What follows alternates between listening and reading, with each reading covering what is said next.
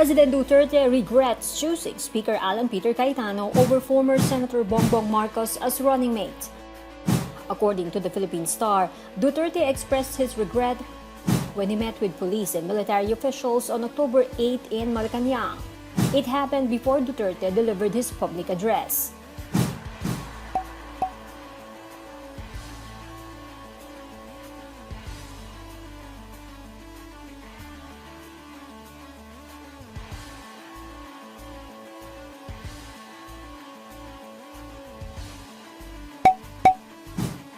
Marcos ended up running alongside the late Senator Miriam Defensor Santiago in the 2016 elections.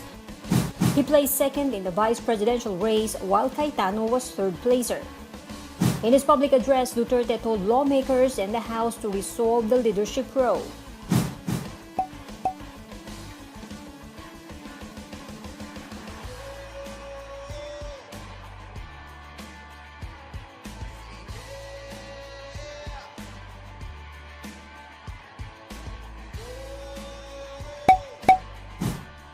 The timely passage of the 2021 budget has been affected by the leadership row in the House. Cayetano refused to honor the term-sharing agreement with Marinduque Representative Lord Alan Velasco. Cayetano had session suspended from October 6 to November 16, a bid seen to prevent an election happening on October 14 for the position of Speaker.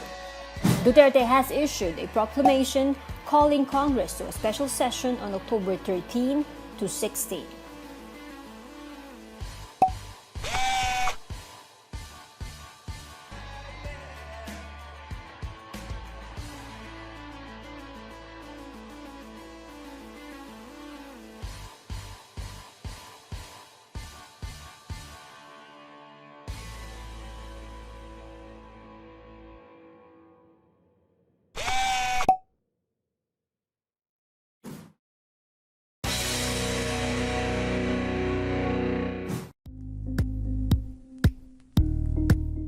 Thank you for watching Politiko TV. Please like and subscribe to our channel for more videos.